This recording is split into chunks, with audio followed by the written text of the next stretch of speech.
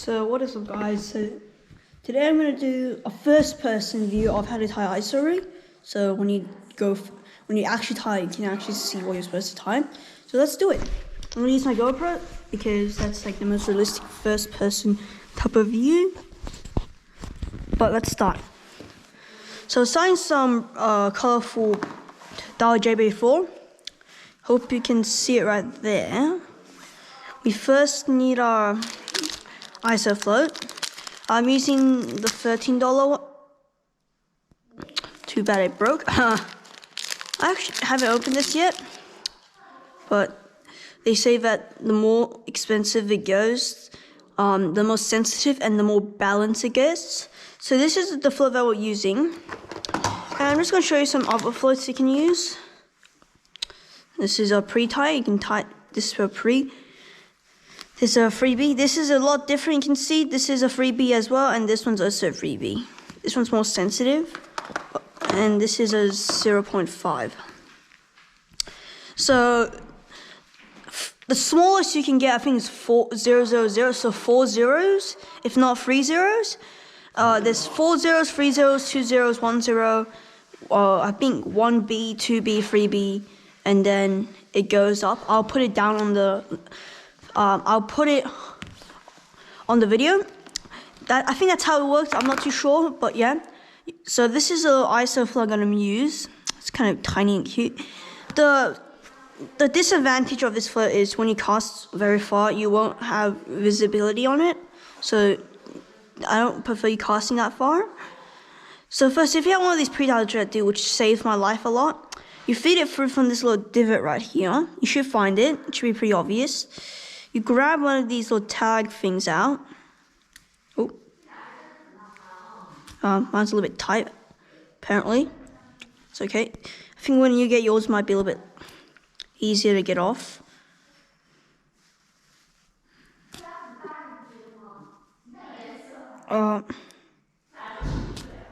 Hold on. Wait a minute. Okay, got out. Okay, perfect. So see, this is coming out. Boom. It's on your main line. It should look like kind of this pattern, and then you start pulling. Looks like this. When you keep pulling, right? Just keep pulling, and it should have a knot like this right here.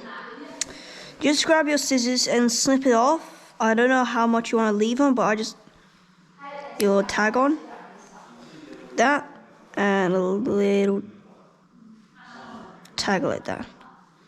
Ooh. So it should look like this. Next, you can also adjust it. Next, get your little ISO container. Open this bad boy up. You need one of these donut beads that I have here that you can get in packs. I got this one in pack. To shove a little hole there. You feed it through your main line as usual.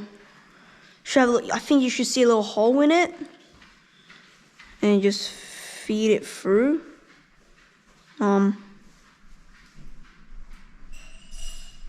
This. Boom. So your next step should look like this. Your donut and your float stopper. Now this is the fun part. You get to put your float in. I'm going to use this for my ISO rod right there. Let me just see that, my ISO rod right there. For now, we're going to use a basic float that you can mostly buy for a lot cheaper. So, boom. This is a ISO basic free float. This is reliable and cheap, but not the downside is it's not that good of a quality. So that's why they go for pretty low. They're $4 a piece, but they're still usable. So this is the next step. The ISO float I'm using is the freebie ISO float IFL basic. IFL brands are the best. There's two ISO basic floats. Is one of these. They're both all good quality. I don't really care which one you'd rather. These, the biggest they can go, I think, is 3B. They don't go up to the 0.5 up to that area. But yeah, it should look like float stopper, your donut bead, and the float lead to it. Now next, or you can just close this little thing up and go to your little cushions. I think if you say that correctly. So you should buy a pack of two. So 1, 2, 3, 4. So first you should put these down on the black little board. This one, this one, and the cross. So these 3 are the ones you need, and you want to grab the biggest one first and feed it through. So all of these have a hole except for this one. You feed it through, and boom, it should look like this, and you just go down. So that's the 4th step. The 6th step, you need to get the small version, and there's also a hole here. Feed it through. Oh, this is not my line, my braided. I feel like mono is much more easier, but braid also works. Boom. So this is the 6th step. The 7th step is you grab the cross and you put it, there's still a hole left. You just cringe it in. Did I say correct? So wedge it in, my bad. And you get the other small one and wedge it in again. No. So, this is what it should look like. You can adjust this. This is just for testing purposes because I don't have that much line on me. So you have your stopper, I'm going to adjust this, your donut bead, your float, and your stopper, and your other float bottom stopper. Now next, you need a sinker. Since this is 3B, this is a 0.8, and this one is, oh my god, how is a 3B. So, a good tip, you can use the running sinker. I'm just using I'm using a spit shot for now. You can set it in the middle for now if you're beginning, and then the higher it goes up here, the more slow it sinks down, so more natural. But if the bottom it gets, the faster it sinks down. So I'm going to put it in the middle, so you wedge it in with your hands. The great thing is you can reuse these. Wedge it in, and when you're done, you just grab like a scissors or something and just wedge it out, and then you can just wedge it out. Or you can use your hand, which I don't have the muscle to do. So now, your stopper, your donut bead, your iso float, and your sinker. Last but not least, you can just use like a double uni knot on braid, but I don't really want to use my time just to tie a double uni knot. You can use these super small looking ones, so right here, super small ones, or you can use the bigger ones. For now, I'm going to use the bigger ones just for the video, so you can see them a lot more clear. You feed it through. I think you guys should know how to tie a normal knot. Grab your middle finger, that's the stopper. You turn it, looks like a circle. 1, twist your hand. 1, 2, 3, 4. And you just do 5, 6. I prefer to do 6. And you should have a loop here and your knot. And then this is the remaining excess line. You take your middle finger out, so that big loop, you feed it through from any side will work. Hold on. For any side, so right here, and boom. It should look like this, and you just tug a little bit and grab the swivel and start pulling. And it should look similar to like this. And like this, you can see it, that. You can use if you know how to tie a fishing knot, you don't really need to just like care about this. If you don't know, here you go. I don't have those professional braid cutting scissors, but they work for now. So now you got your stopper, your donut or bead, you have your iso float, you have your float bottom stopper, whatever you call it, your split shot, and a swivel. Now next is your leader.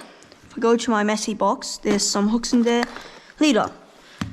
This one's £20. The expert doesn't, the highest it goes is £12, but if it's £15, I would love to use £15. Just grab a generous amount of line, and I'm going to reuse this tomorrow, so it's kind of helping me prepare and stuff. Oh, bro, why does the 301 doesn't have those automatic looking dispenser ones that it has on the 2.1, on the 1.5, no, 2.51. and you just wedge it because this thing bounce around if you don't wedge it. There you go. Just a generous amount of line you can use. Ooh. Snip it. So this is your leader. Can I use any size hook? I'm just going to use a bigger hook for the video so you can see a little bit clearer. You feed it through. So this, if you have these curved looking hooks, I feed it through downwards like that. So it should look like this. And then I grab this excess line here and I twist it. Oh, I twist it. One. Oh. Same thing. Go down. Grab the excess line. And I start twisting. 1, 2, 3. So you twist around the shank. 4, 5, 6. So it should look like this. I just do one more for lucky. And then you feed for the back hole. Like that. And boom. That's how you tie a rig, your float. And you see this little dangly part right here? You just snip that off. Done. So this is your hook. And to your swivel, same thing, you should know I already showed you like 30 seconds ago. Same thing, 1, 2, 3, 4, 5, 6. Like 6 will be good enough, and you feed it through the hole and tight it. Grab the swivel, pull it. Can use your hand if the hook's big enough. Grab your finger and thumb, put it like this, so your nail's protecting it, and start tugging. And that's done. Select this line here and snip it off. So what you're left with is a stopper, a bead, ISOFloat. Don't even know what this is called, but I'm just going to call it the bottom float stopper. A swivel, no, a split shot, my bad. A 3B split shot, and a 3B float. And a swivel, line, and a 0.0/6 hook, if I said that correctly. A 6-star hook, essentially. It's done. This is your ISOFloat in first person. So I hope you learned something of how to tie an ISOFloat, and hope this actually helped you, because my other video wasn't that clear since it was keep blurring like 100,000 times. But now, got your ISOFloat and your rig. So, hope you learned something. And also, grab this. This is a new ISO rod I bought. And I'm using it tomorrow since it's the Queen's birthday. Queen Elizabeth birthday. Sorry, Queen, there. So, thank you for the free day off. I don't need to go to school. So, hope I can catch some trevally at the spot with this rod. It'll be very fun if I fight one. So, I'll see you tomorrow. Thanks for watching the Andrew's Fishing channel. If you have any questions, please ask. I've been ISO fishing for 6 months, so if I don't know anything, please comment below. Thanks. Bye.